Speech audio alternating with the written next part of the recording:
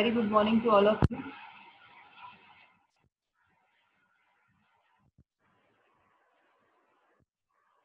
Hello.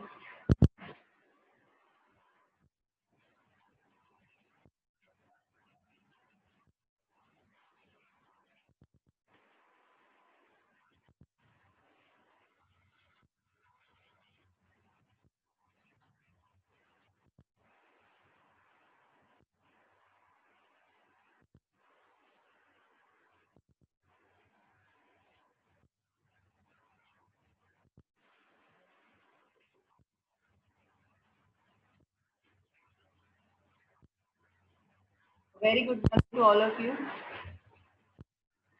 आज हमारा webinar है किन्नर के जीवन के बारे में। हमारा समय भी शुरू हो चुका है।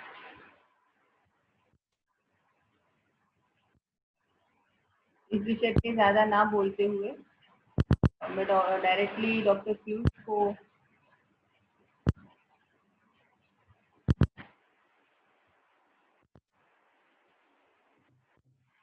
जी से अनुरोध करूंगी कि वो इस विषय पे आगे चर्चा करें।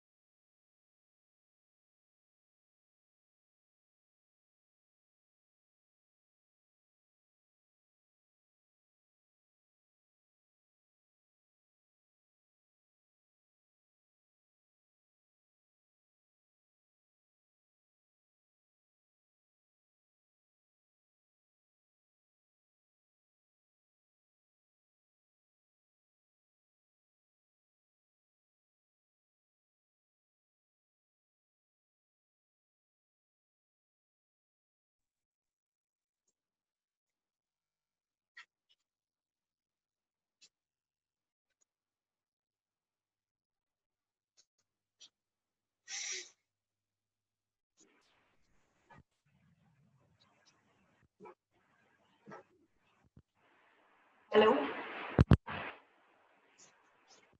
हेलो। हाँ सर जी। आज गुरु पूर्णिमा के उपलक्ष्य में आपको बहुत बहुत कोटि कोटि प्रणाम और शरण वंदना हम सबकी तरफ से, क्योंकि बाकी सारे लोग ग्रुप हैं। Same to you. अरे नहीं, हम लोग अभी तक उतने कैपेबल नहीं हुए हैं। एंड आज का जो विषय है हम उसके ऊपर चर्चा शुरू करते हैं। तो अब आपको ही सब कुछ संभालना है। Thank you so much. अब शुरू कीजिए।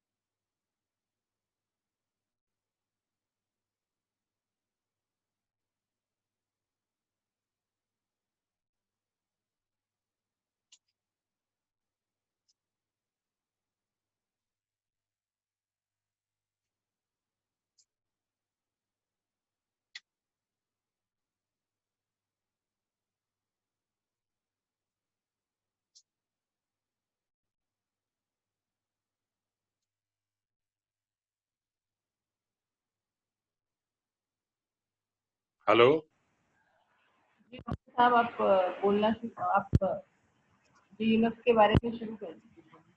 मैं शुरू कर दूं?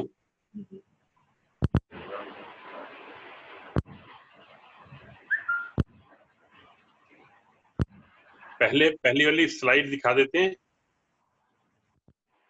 जी सर, वो सब स्टार्ट है।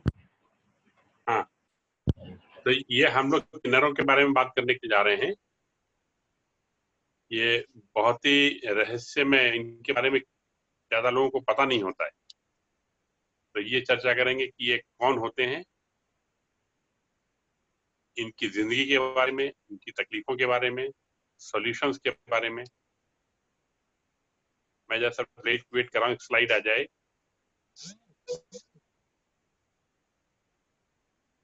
मैंने इनकी लाइफ पे एक किताब लिखी हुई है।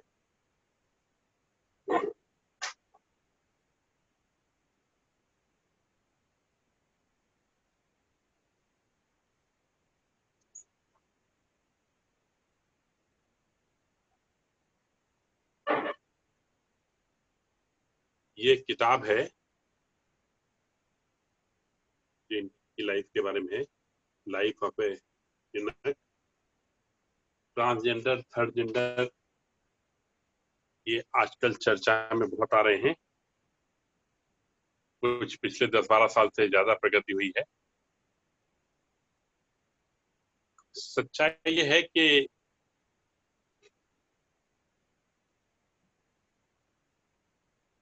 ये बहुत सीक्रेटिव होते हैं। इनके सीक्रेटिव होने की सीमा यहाँ तक है कि ये अपना नाम भी नहीं बताते हैं। कुछ परंपरा ऐसी चली आ रही है। हम इन सब विषयों पे चर्चा करेंगे अभी। फातिमा, स्लाइड आ रही है? स्लाइड कोड दिखा रहा है। तो यहाँ से कर रहे हैं हम, आप बोलना शुरू कीजिए। ठीक है, मैं चालू करता हूँ। है ठीक है। सबसे पहले मैंने बताया कि हम इनके बारे में चर्चा करने जा रहे हैं, इनकी जिंदगी के बारे में, लाइफ ऑफ यूनक, जो मैंने किताब लिखी हुई है। ये किताब 2011 में रिलीज की गई थी। आज इसको 9 साल हो रहे हैं। मैंने इनकी लाइफ के ऊपर एक फिल्म बनाई है, पीछे दिखाई दे रही है, और नेहा नहीं बिक पाई। और इसकी सीडी भी है और ये यूट्यूब पे अवेलेबल है। और मैंने निवेदन किया था कि आप सभी इसको देख लें, और अगर आपने इसको देख लिया होगा तो यकीन मानिए इस चर्चा का आपको भरपूर आनंद आएगा। ये कौन है? इनके बारे में तरह तरह की भ्रांतियां हैं, और यकीन मानिए हमारे यहाँ के मेडिकल करिकुलम में, एमबीबीएस में भी इनके बारे में नहीं पढ़ाया जाता, साइकोलॉजी में नहीं पढ़ाया जाता, यूरोलॉजी वगैरह में थोड़ा सा ज्ञान इनके बारे में होता है।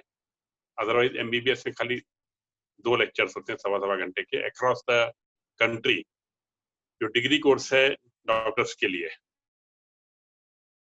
और गलतफहमी कुछ यहाँ से शुरू होती है कि ये एम्बिगुअस जेनिटिलिया के मैटर है, लेकिन ये ऐसा नहीं होता है। मैं बता दूं, ये हम ही लोगों की तरह पूरी तरह से इंसान होते हैं, और इनमें कई टाइप होते हैं। मतलब ये हुआ कि ये कई तरह के होते हैं, जैसे female body, masculine feelings, male body, feminine feelings, cross dressers, आदि आदि। Around 7 of them world wide recognized हैं WHO से। लेकिन जो सबसे ज्यादा कॉमन है इनमें से, वो एक कैटेगरी है, born as a normal male, जिसके पैदा होने पर घर में लड़का पैदा होने का जश्न मनाया गया, लड्डू बांटे गए। Born as a normal male having feminine feelings, ये इंपॉर्टेंट है। ये सारा कुछ फीलिंग से कनेक्टेड है, और ये फीलिंग्स इनके पास बर्थ से होती है। लेकिन आप भी जानते हैं कि जन्म के समय, शुरुआती सालों में, 1, 2, 3 साल तक बच्चे को जेंडर डिफरेंसेस का आइडिया ही नहीं होता है। तो 2, 3, 4 साल की उम्र पे जब पहली बार घर में या बाहर बच्चे ये पाते हैं कि उनमें से कुछ लड़का है, कुछ लड़की हैं, और फर्क, तब उनको पहली बार रियलाइज होता है कि कुछ मिसमैच है। मिसमैच इस तरह से होता है कि इन लोगों में, किन्नरों में, जो अक्सर में होता है कॉमनली लड़के की तरह पैदा हुए हैं, वो महसूस करते हैं कि उनके फीलिंग्स लड़की की हैं और उनको नेकर और शर्ट नहीं पहनने चाहिए, उनको फ्रॉक पहननी चाहिए। उनको चोर सिपाही का खेल नहीं खेलना चाहिए, उनको गुड्डे गुड़िया का खेल खेलना चाहिए। शुरू में कन्फ्लिक्ट होता है, धीरे धीरे ये बढ़ता चला जाता है। अब हम देखते हैं कि आगे धीरे धीरे इसमें क्या क्या होता है। माइथोलॉजी में इनके रेफरेंसेस आते हैं, हिंदू, मुस्लिम, क्रिश्चियनिटी सब में रेफरेंसेस आते हैं। हिंदुओं में सबसे ज्यादा इनका रेफरेंस आता है रामायण में। कहा जाता है, ऐसा कहीं लिखा हुआ नहीं है, कि रामचंद्र जी जब अयोध्या छोड़ के वनवास के लिए जा रहे थे, तब सीमा पर अयोध्यावासी इनको छोड़ने के लिए आए। जाने के समय प्रभु ने कहा अब नर नारी वापस जाएं। प्रभु चले गए। 14 साल के बाद जब वो लौट के आए, तब उन्होंने देखा कि तमाम अयोध्यावासी उनके स्वागत के लिए खड़े हैं, लेकिन किन्नरों की हालत कुछ और ही थी। उनको देख के लग रहा था कि वो 14 साल से वहीं सीमा पे खड़े हुए प्रभु की बाट जो रहे हैं। पूछने पर उन्होंने बताया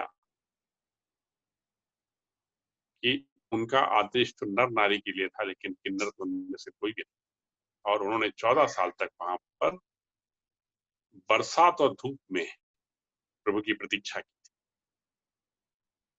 महाभारत में युधिष्ठिर और यक्ष संवाद, इसमें 4 भाई एक एक करके मरते हैं, वो यक्ष किन्नर थे।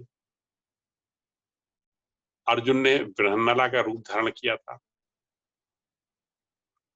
भीष्म पितामह को मारने के लिए शिखंडी की मदद ली गई थी। ये किन्नरों के कुछ उदाहरण हैं। कुछ और, इनकी पॉपुलेशन वर्ल्ड वाइड, हाँ, इनकी पॉपुलेशन वर्ल्ड वाइड एक जैसी होती है। ये तकरीबन 1.6 पर 1000 होते हैं। हाँ, और आगे आइए 11 स्लाइड मिथ पे, 11वीं स्लाइड मिथ पे, मिथ अबाउट यूनक्स। ऐसा अक्सर समझा जाता है कि लड़कों को किडनैप करके उनके जेनिटल्स काट के उनको किन्नर बनाया जाता है।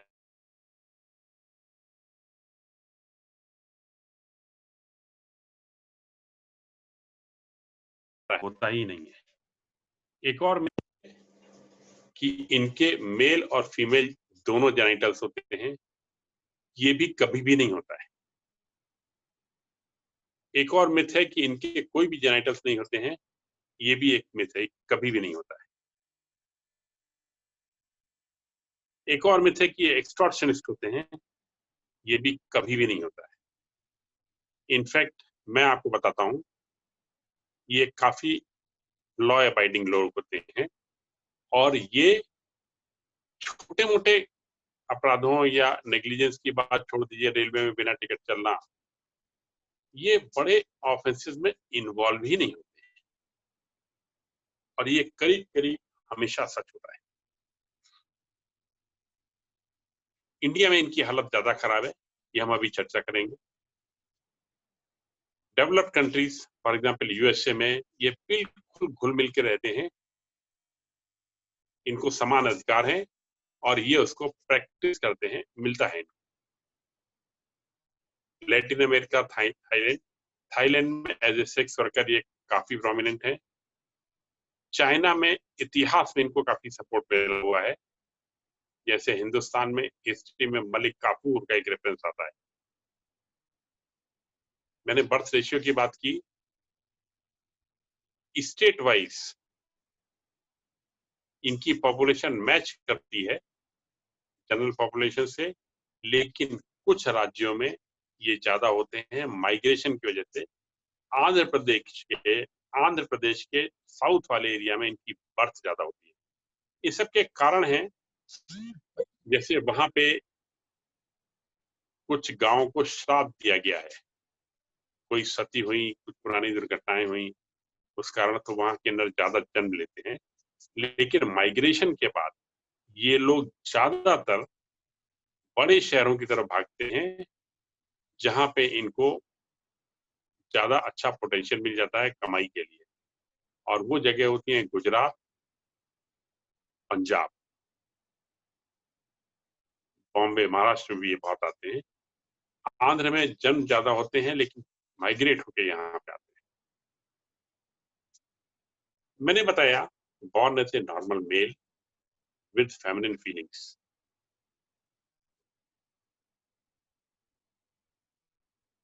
इंडिया एक एग्रीकल्चरल कंट्री रहा है इतिहास में, और रिच रहा है।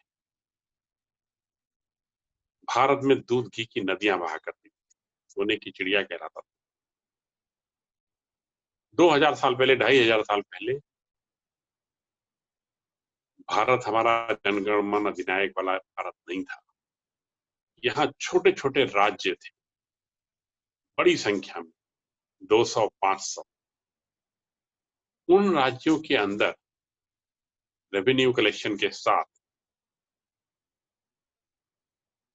काफी झगड़े रहते थे, और अक्सर करके पड़ोसी राज्य आपस में एक दूसरे से लड़ा करते थे। परिणाम, जब भी झगड़ा होगा, युद्ध होगा, एक राज्य जीतेगा और दूसरा नहीं जीतेगा। जो राज्य हारता था उसके ऊपर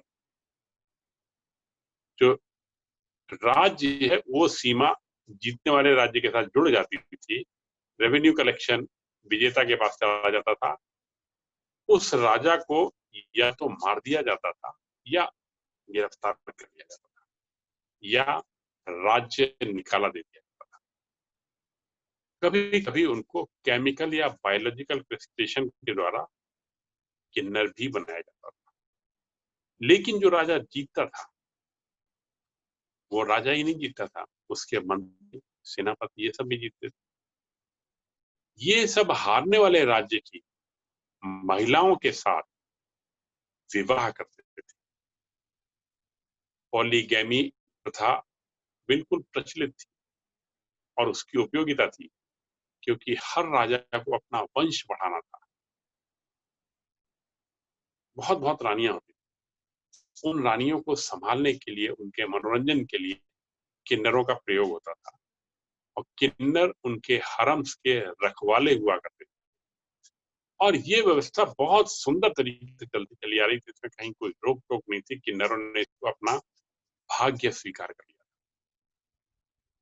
वैदिक पीरियड, एंशिएंट पीरियड, सल्तनत पीरियड, मुगल पीरियड, ये व्यवस्था चलती चली आ रही थी, और हरम्स एक दो नहीं होते थे, बहुत सारे। और बहुत सारे किन्नरों को एंटरटेनमेंट के रूप में एक रोल मिल जाता था, और ये अपना काम करते रहते थे और रानियों का मनोरंजन करते थे। खाना पीना राज्य की तरफ से होता था, मस्त हो कहते थे, कोई समस्या नहीं। ब्रिटिश हुकूमत आई 1857 में। ब्रिटिश साम्राज्य के आने के बाद फर्स्ट वॉर ऑफ इंडिपेंडेंस के साथ ही मुगलिया सल्तनत खत्म हो गई।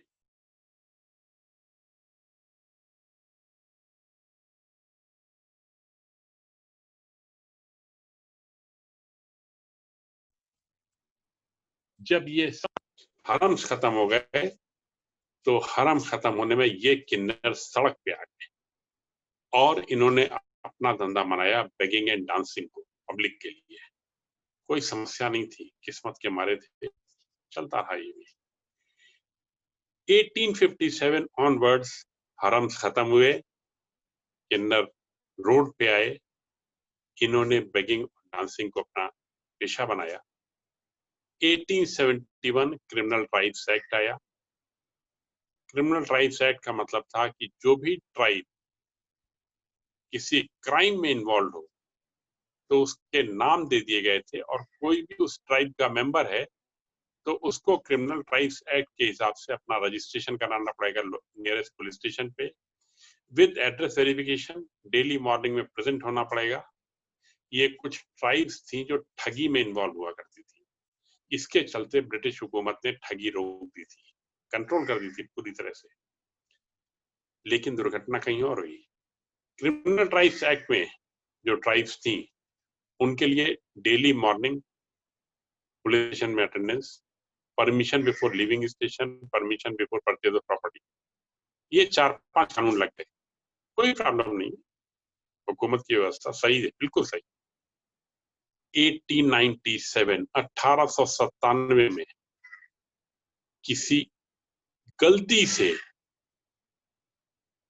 यूनक वर्ड उन ट्राइब्स में इंक्लूड कर दिया, और ये सिर्फ इंडियन सब कॉन्टिनेंट, इंडिया, पाकिस्तान, बांग्लादेश, सिर्फ यहाँ होगा, वर्ल्ड में ये और कहीं नहीं। अब आप सोचिए गलती कहाँ थी? यूनक्स क्रिमिनल भी नहीं थे और यूनक्स ट्राइब भी नहीं थे। ट्राइब की एक फैमिली होती है, किन्नर का परिवार नहीं होता। जब ये इसमें शामिल हो गए, हुकूमत के कानून के हिसाब से इनको पुलिस में रजिस्ट्रेशन करना कंपलसरी हो गया।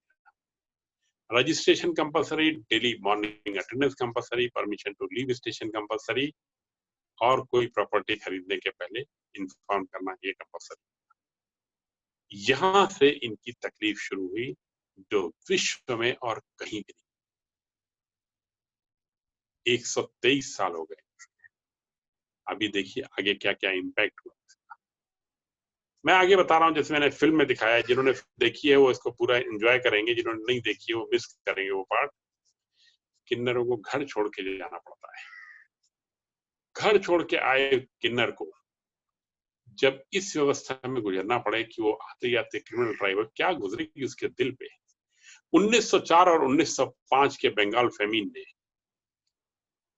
किन्नरों के गुरुओं को मौका दिया और कुछ कमांडमेंट्स जारी किए गए। उन कमांडमेंट्स के बारे में चर्चा करते हैं। वो कमांडमेंट्स कुछ इस तरह के थे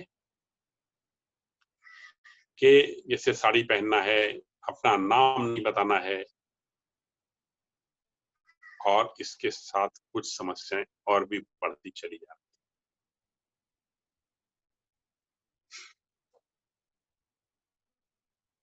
मैंने फिल्म में बताया है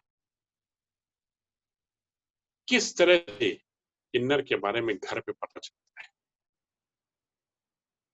3, 4, 5, 6 साल की उम्र पे जब बच्चा होता है ना, जब पेरेंट्स रियलाइज करते हैं तो कितना फ्रस्ट्रेशन होता है कि अब करें तो क्या करें।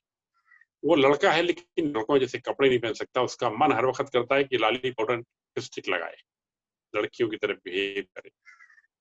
जिस माँ बाप ने उसको लड़का समझ के पाला हुआ है, उनके कलेजे पे क्या गुजरती होगी, और पड़ोसी रिश्तेदार कितने ताने देते होंगे, कल्पना कीजिए।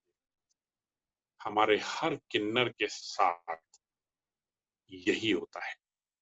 और जब इनकी सीमा बढ़ती चली जाती है, तब एक दिन उसको घर से निकाल दिया जाता है। घर से निकालने के बाद वो कहाँ जाएगा? कोई सहारा नहीं उसके पास। वो अपने जैसों को ढूंढता है, और अपने जैसों की तलाश में जब वो चाहता है, तब उसको मिलते हैं अपने जैसे किन्नर। वो तो इंतजार कर रहे होते हैं कि कोई इस तरह से तुक्का मारा आए, उसका स्वागत किया जाता है। सतीश के साथ भी यही हुआ था, जिसके ऊपर मैंने फिल्म बनाई हुई। और फिल्म के पहले डिक्लेरेशन पे ध्यान दीजिएगा। एज डायरेक्टर एंड प्रोड्यूसर मैंने जिम्मेदारी ली है कि फिल्म में जो कुछ भी दिखाया गया है वो सच है, और उसकी सच्चाई के लिए एज डायरेक्टर एंड प्रोड्यूसर मैं doctor Piyush Saxena personally responsible हूँ। आपने ऐसी गारंटी शायद कहीं देखी नहीं, लेकिन जब सच एक है तो सच बोलने से डरना क्या। तो इसको निकाला जाता है, सतीश को अपने घर से उसके फादर निकालते हैं। सबके साथ ही, सब किन्नरों के साथ ये होता है। कुछ छोड़ के, कितने छोड़ के, 100-200 किन्नर छोड़ के, और 500 बोल लीजिए, 19 लाख किन्नर में बाकी सबके साथ यही होता है, निकाला जाता है और बहुत बुरी तरह से निकाला जाता है, मार पीट के धक्के देके, कि अब घर कभी वो वापस ना आने पाए, नफरत होके जाए। जाने के बाद गुरु के पास जाता है, गुरु के घर उसका स्वागत होता है, खाने पीने को अच्छा दिया जाता है, और वहां एक सेलिब्रेशन होता है। उस सेलिब्रेशन में इस किन्नर को लड़कियों की तरह के कपड़े पहनाए जाते हैं, उनके रीति रिवाज बताए जाते हैं, और नया नाम दिया जाता है। दर्द सोचिएगा, हमारे नाम की स्पेलिंग तक कोई गलत लिख देता है तो तकलीफ हो जाती है, उसकी तो पुरानी पहचान ही मिल जाती है। सतीश का नाम नेहा किया गया, बड़ा स्वागत, नेहा को बड़ी खुशी होती है। ये इसके बाद रहना शुरू करती है। तकरीबन 3 हफ्ते के बाद गुरु का आदेश आता है कि अब कमाना शुरू करो। वो चौंक जाती है, क्योंकि ये तो उसके फादर ने कभी कहा ही नहीं था, कमाना शुरू करो, इस उम्र पे क्या कमाएगी। वहां से वो भीख मांगना शुरू करती है, बेगिंग, और उसी के साथ जुड़ा जाता है डांसिंग और प्रोस्टिट्यूशन, क्योंकि उसको गुरु को पैसे देने हैं, और ये जो पेमेंट करना है, इससे बचने का कोई रास्ता नहीं है, ये तो देना ही पड़ेगा, हर हाल में देना पड़ेगा। बेग बोरो स्टील, और इसी की तलाश में प्रेशर बढ़ता है, और वो किसी भी तरह से पैसे कमाने के लिए मजबूर, वो किन्नर इस प्रक्रिया को जारी रखती है, जब तक कि एक दिन वो नहीं आ जाता जब उसको लगता है कि अब ये बर्दाश्त नहीं होता, और तब घर छोड़ने का डिसाइड करती है। और घर छोड़ने के है कि घर छोड़ने की कीमत तो 50,000 1 लाख रुपए देना पड़ेगी। ये तो किसी ने पहले सोचा ही नहीं था। मैंने पहले ही आपको बताया कि ये कम्युनिटी बहुत सीक्रेटिव है, और ये शुरुआत 1904-1905 से हुई थी, जब क्रिमिनल ट्राइब्स एक्ट में 1897 में यूनिक वर्ड जोड़ा गया। उसके बाद 1904-1905 में बंगाल फेमिन आया। इसलिए निकलना वहां से संभव नहीं हो पाता। इसी अमाउंट को लेती कहते हैं, बॉन्डेड लेबर। और ये सब किन्नर, तकरीबन सब किन्नर अपने गुरुओं के पास बंधुआ मजदूर यानी बॉन्डेड लेबर की तरह रहते हैं। ऑर्गेनाइजेशन चार्ट में इनके सबसे ऊपर नायक होते हैं, उसके नीचे गुरु होते हैं, और उसके नीचे चेला होते हैं। इनकी शारीरिक संरचना के बारे में एक चीज इंटरेस्टिंग बता दूं आपको। मैंने बताया कि मैं सबके बारे में चर्चा नहीं कर रहा हूं, जो सबसे कॉमन टाइप है सिर्फ उसके बारे में चर्चा कर रहा हूं। कॉमन टाइप क्या है कि जो लड़के की तरह पैदा हुए हैं और फेमिनिन फीलिंग्स हैं उनके अंदर, ये सबसे कॉमन टाइप है। मैं उसी के बारे में चर्चा कर रहा हूं। उनको साड़ी पहनना, लड़कियों की तरह रहना, ये सब उनको अच्छा लगता है, बहुत बहुत अच्छा लगता है उनको।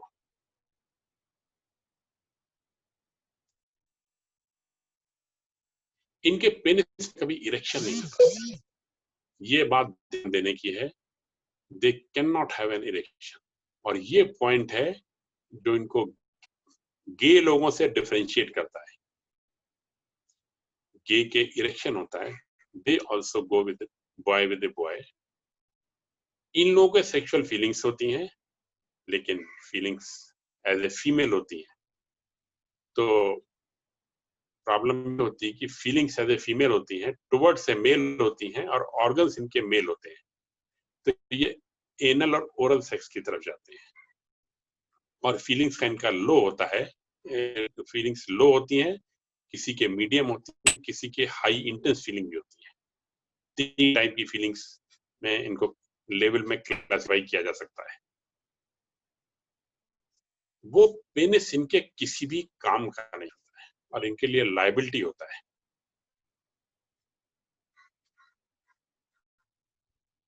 ये निर्वाण की बात कर रहा हूं मैं। पेनिस इनके लिए लायबिलिटी होता है, और ये किसी भी तरह से उसे छुटकारा पाना चाहते हैं, उसमें कभी इरेक्शन नहीं होता। इनके चेस्ट पे बाल होते हैं आदमियों की तरह, इनकी दाढ़ी पे बाल होते हैं आदमियों की तरह। अगर ये पेनिस और टेस्टिस सर्जरी से निकलवा लेते हैं, जिसको ये निर्वाण प्रक्रिया कहते हैं, तो इनके दाढ़ी के बाल गिर जाते हैं, चेस्ट के बाल गिर जाते हैं, थोड़े से ब्रेस्ट डेवलप हो जाते हैं, बॉडी कर्वेशियस हो जाती है और ये इनको डेस्परेट नीड होती है। इनकी विश होती है कि बॉडी जितनी भी हो सके फेमिनिन हो जाए। बहुत कॉन्शियस होते हैं इस चीज से। ये इस सर्जरी के लिए जाते हैं और ये सर्जरी बहुत ही क्रूड तरीके से की जाती है क्योंकि ये इलीगल होती है। तकरीबन हर साल इंडिया में 18,000 सर्जरी होती है पेनिक्टोमी की, जो किसी अंधेरे बंद कमरे में क्वैक द्वारा की जाती है, जिसका हाथ इतना सधा हुआ होता है कि उसका जवाब। सर्जरी के लिए वो क्वैक इनको 2-2.5 घंटे के लिए एडमिट रखता है बस। जिस सर्जरी के लिए नॉर्मल हॉस्पिटलाइजेशन प्रोसीजर 3-4 दिन का होगा। बैंडेज के लिए भी आप सोच सकते हैं क्या बैंडेज की जाती है। यूरेथ्रा के लिए निकाल के बस बाकी टांका लगा के बंद कर देते हैं। उसको ट्रेन और फ्लाइट से नहीं ले जा सकते, उसको ट्रक से लेके जाते हैं। उस हिजड़े को एक हिजड़ा उसको संभालने के लिए होता है 1 या 2, और बहुत ही इनह्यूमन कंडीशंस में इन लोगों को जाना पड़ता है। तो मैंने गवर्नमेंट से टेकअप किया था कि इसको गवर्नमेंट हॉस्पिटल्स में रिकॉग्नाइज कर दिया जाए। मैं आगे चर्चा करूंगा कि इसमें क्या हुआ, वो हमारा मुद्दा आ गया।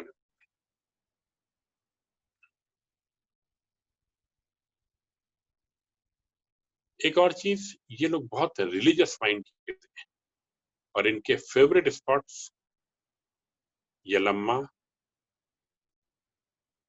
ख्वाजा गरीब नवाज अजमेर, बहुचरा माता, शिरडी साईं बाबा, आरावन फेस्टिवल, इन सब पे ये बहुत श्रद्धा से इकट्ठा होते हैं और इनको बहुत अच्छा लगता है, बहुत भक्त होते हैं ये। मैंने बताया लिविंग बेगिंग, डांसिंग, प्रोस्टिट्यूशन, इनके बारे में बताया आपको।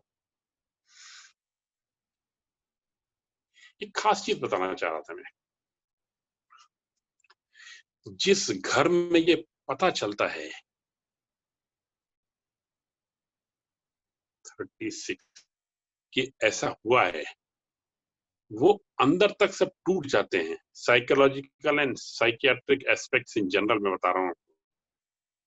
कोई इच्छा नहीं रह जाती परिवार के मन में, कोई अटैचमेंट नहीं रह जाता। समझ में नहीं आता कि क्या करें। मैं उस परिवार की बात कर रहा हूँ जहाँ ये हो। जिंदगी बस डे टू डे बेसिस पे रह जाती है कि बस आज का दिन गुजर जाए।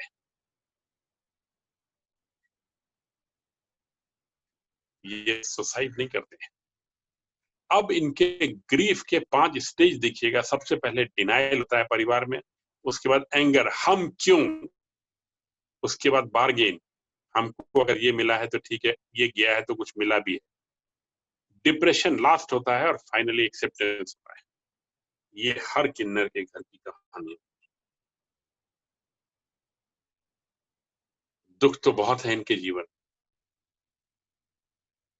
कहीं ना कहीं यूनिवर्स ने इनको कुछ फेवर भी किया होगा। पहला फेवर है जो मैं मानता हूं, रीइंकार्नेशन। पुनर्जन्म की श्रृंखला में अगर आत्मा का विकास एक स्टेप माना जाए तो इल्लत, किल्लत और जिल्लत से भरे हुए इस जीवन में एक आम किन्नर बाकी आत्माओं से बहुत ज्यादा आगे बढ़ जाता है, क्योंकि उनको मिलता है सब तरह की परेशानियों के साथ उसको हिम्मत करके फेस करने का जज्बा। और मैंने तो इनको कभी सुसाइड करते हुए देखा नहीं। और जब मेरे साथ मिलते हैं, मैं तकरीबन 500 किन्नरों के साथ तो टकराया ही होगा, और मैं 9 nights and 10 days continuously film बनाने के टाइम पे इनके उसी घर में रहा हूं जो शूटिंग में दिखाया गया है। और उस घर में सफाई के सभी आयाम क्रॉस किए गए थे, क्योंकि शायद नारियल की झाड़ से झाड़ू रहती थी और पोछा वगैरह तो कोई उम्मीद ही नहीं। हर वक्त मक्खियां, मच्छर, लेकिन उसके साथ भी ये लोग मस्त रहते हैं। ओके, आप जानना चाहेंगे कि हम इनके लिए क्या कर सकते हैं। अगर आपने फिल्म देखी है तो आप ज्यादा एंजॉय करेंगे कि क्या कर सकते हैं। ये बॉन्डेड लेबर है, इनको आपके 5-10 रुपए सपोर्ट तो दे जाते हैं, लेकिन इनको कुछ और चाहिए। अगर आपके दिल में वाकई दर्द आया है इनके लिए, तो मुझे आपसे एक फेवर चाहिए, इनके घर पे एक कप चाय पी के। यकीन मानिए, ऐसी चाय आपने पहले कभी नहीं। काम मुश्किल जरूर है, लेकिन मुश्किल कामों का ही तो मजा होता है ना। आप सोचिए, जिनको हर वक्त कोई ना कोई दुत्कारता है, दुत्कारने की सीमा समझिए। अंधे लूले लंगड़े भिखारी को आप भीख देते हैं 1 रुपया की तरस खा के। किसी किन्नर को 1 रुपया भीख देते हैं कि बला कटे। आपकी ये फीलिंग जब उस किन्नर को पता चलती तो उसके दिल पे क्या गुजरती। इसीलिए मैं कह रहा हूँ, एक बार इनके घर पे एक कप चाय पी के देखिए, आपको आनंद आ जाएगा। और मैं ये भी बताना चाहूंगा कि मैं इनके दिल में इतना करीब तक कैसे पहुंचा और इतने फैक्ट्स कैसे निकाले। उसमें पहला सिद्धांत यही था कि मैंने इनको अपनी तरह का इंसान समझा, और मैंने इस बात को अप्रिशिएट किया काफी अर्ली टाइम्स में कि इनको ये अच्छा लगता है कि हम इनके साथ खाना खाएं। और मैं जब भी जिस किसी भी किन्नर के घर जाता हूँ, मैं उससे पूछता नहीं क्या खिला रही हूँ, मैं उससे पूछता हूँ खाने को क्या रखा है। उसके किचन में जाके अधिकार से एक एल्युमिनियम की प्लेट और एल्युमिनियम की चम्मच का इस्तेमाल करके वहीं के दाल चावल जो रखा है इसके सामने जब तक कहे ये खाना शुरू कर दिया। इतना अपना जो वो दिखाते हैं, ये शायद कहीं और भी देखने को नहीं मिलता। गवर्नमेंट इंसेंटिव्स, बहुत सारी बात चलती रहती है, बिल पास हुआ, एक्ट पास हुआ। आपके लिए जानना जरूरी है कि ये समस्या है कहां पे कि इनका कल्याण नहीं हो पा रहा है। इनको कई बार नौकरियां दी गई, कई कई जगह नौकरियां। ह्यूमन राइट्स कमीशन ने उससे कहा कि 2-3 भेज दीजिए इनको, और हम इनको हाउस कीपिंग वाले इनको रखना चाहते हैं। नहीं वर्कआउट हो पाता। कारण बता देता हूँ, इनकी जितनी भी तकलीफें हों, इनको आजादी पसंद आती है, और ये आराम से दिन भर में भाग भाग के 500-700 हजार रुपए कमा लेते हैं ये।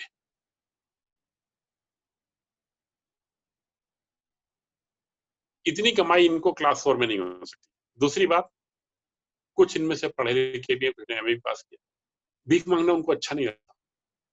लेकिन जब वो नौकरी के लिए जाते हैं तो अगल बगल वालों के ताने, क्योंकि ताने ये हमारे कल्चर में शामिल है, जब मैंने बताया 1897 से चलते चले आ रहे हैं। सीक्रेटिव कम्युनिटी को किसी भी तरह से अलग करके रखा, अभी भी मिल नहीं पाए, थोड़े प्रयास जरूर। अगल बगल दाएं बाएं के ताने ना इनको तोड़ देते हैं, और अक्सर ये 3 महीने के अंदर छोड़ के चले जाते हैं। गवर्नमेंट का इश्यू ये है कि सेक्सुअलिटी जो है डाइकोटोमी नहीं है, कंटिन्यूम है। इसका मतलब ये है कि किसी भी इंसान को देख के हम 48 कैरेक्टरिस्टिक सीधे सीधे नहीं फिट कर सकते कि ये पूरा पुरुष है, पूरा स्त्री है। कहीं भी कोई भी एक फीचर मिसिंग हो सकता है या कम हो सकता है। कंटिन्यूम का मतलब होता है कि बीच कहीं भी, और बीच में कहां, ये बहुत वेल डिफाइंड नहीं है। मैंने आपको एक कैटेगरी बताई जो कॉमनली नोन है, 73% इस कैटेगरी में है, लेकिन जो नहीं है, और इनका टेस्ट क्या होगा। तो कैच ये आया है कि बहुत वेल डिफाइंड डेफिनेशन सरकार इसकी बना नहीं पाई है, और जितनी डेफिनेशन स्ट्रिक्ट करने की कोशिश करते हैं, जो पहला प्रयास था उसमें कमेटी बना के डिसाइड करना था, कमेटी को 650 जिलों में कमेटी बनाई जाए और वो किन्नर के लिए डिसाइड करे। बड़ा ह्यूमिलेटिंग था। कोई किन्नर क्यों अपनी सारी जांच कराएगा इसके लिए। 2011 में मैंने मिनिस्ट्री के सामने भी प्रपोज किया था, इसका सिर्फ एक टेस्ट रखिए, सिर्फ और सिर्फ एक टेस्ट, कि एक्स किन्नर है या नहीं है, इसके लिए किसी किन्नर से पूछ। इन लोगों को दैवी पावर्स होती हैं और ये बता सकते हैं, आंख बंद करके कलाई पकड़ के बता देंगे कि आदमी है, औरत है, जला। इन पे भरोसा कीजिए, लेकिन ये नहीं संभव हो पाएगा। और प्रोसेस पूरी करने के चक्कर में अभी तक डेफिनेशन पे कंफ्यूजन चल रहा है। गाइडलाइंस बनाई गई हैं, उनके जरिए देखिए आगे कहां तक बढ़ता है। बैंक फाइनेंस इनको as a normal man, normal person मिलना चाहिए, मिल नहीं पाता है। मैंने प्रपोज किया था कि इनको आर्मी में भेज दिया जाए, इनके कोई आगे पीछे होता नहीं और बड़े सिंसियरली कर पाते करते हैं, ये सेवा करेंगे। वर्कआउट नहीं हो पाया ये। इनकी गुरुओं से आज़ादी इनको चाहिए, ये बहुत जरूरी है। State sponsored shelter homes, adoption, inclusion in academics, इस पे मैंने काफी जोर दिया था कि पता रहे लोगों को कि कम से कम ये है क्या। एनीवे, आगे चलते हैं। हमारी तरफ से अगर आप मुझसे पूछें कि सरकार को क्या करना चाहिए, तो मैं आपसे पूछूंगा कि सरकार के पहले आप अपने आप से पूछिए कि आप क्या कर सकते हैं। और मेरी वही विनती, निवेदन, इनके घर पे जाके एक कप चाय पी के आइए। आसान नहीं होगा, ये आसान नहीं होगा। 2-4-6 दिन मिलना पड़ेगा इनसे, चौराहे पे जहाँ मिलते हैं उतर के बात करनी पड़ेगी, और एक बार मिलना शुरू हो गया मजा आ जाएगा। मैंने बताया डिसऑर्डर्स ऑफ सेक्सुअल ओरिएंटेशन, एक मैंने और बताया ह्यूमन रिप्रोडक्टिव सिस्टम, इसमें एक होमोलॉग्स करके चैप्टर है। अच्छा, एक मैं आपको बता दूं इनकी सर्जरी कौन कौन सी तरह की होती है। 6 तरह की सर्जरी है। मेल टू फीमेल सर्जरी जो अक्सर फेल हो जाती है, मैंने ये सारे डिस्क्रिप्शंस अपनी बुक में दिए हुए हैं। ये सर्जरी कैसे की जाती है, वेजाइना बनाया जाता है इंटेस्टाइन्स को लेके।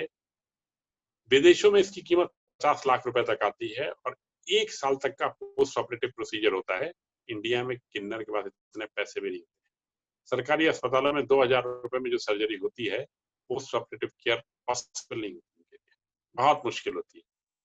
दूसरी सर्जरी होती है फीमेल से मेल। ये भी बड़ा इंपॉर्टेंट है, प्रिंसिपल समझना कि फीमेल को मेल बनने की क्यों जरूरत होती है, लेकिन समझ लीजिए उसके अंदर की फीलिंग इतनी ज्यादा इंटेंस होती है कि उसमें समझौता संभव होता ही नहीं। वो फीमेल है, उसकी बॉडी फीमेल है, लेकिन उसकी फीलिंग्स मेल है। उसको टॉयलेट मेल वाला यूज करना है, उसको खड़े होकर यूरिन के लिए जाना है, और ये फीलिंग इतनी इंटेंस है कि उसको रोका नहीं जा सकता। ऐसे केसेस में थाई से फैट लेके उसका एक बना के उसका पेनिस बनाते हैं। फिर इसके बाद कॉम्प्लीमेंट्री सर्जरी होती है जिसमें चिन ऑगमेंटेशन, ब्रेस्ट ऑगमेंटेशन, आईज का, लैशेस का, ये सब किया जाता है। एक पेनिक्टॉमी होती है जो निर्माण सर्जरी मैंने बताया इन जनरल, जो सबसे ज्यादा कॉमन है, इलीगल है लेकिन सक्सेसफुल है। उसी का, हाँ, पेनिक्टॉमी, एक एफजीएम होता है, फीमेल जेनिटल म्यूटिलेशन, एक कैस्ट्रेशन होता है, then is arousal, love making and orgasm. अब आते हैं जेंडर डिफरेंस बात पे, ये काफी कुछ कवर हो चुका है। मेंटल डिफरेंसेस, एक हमारा चैप्टर है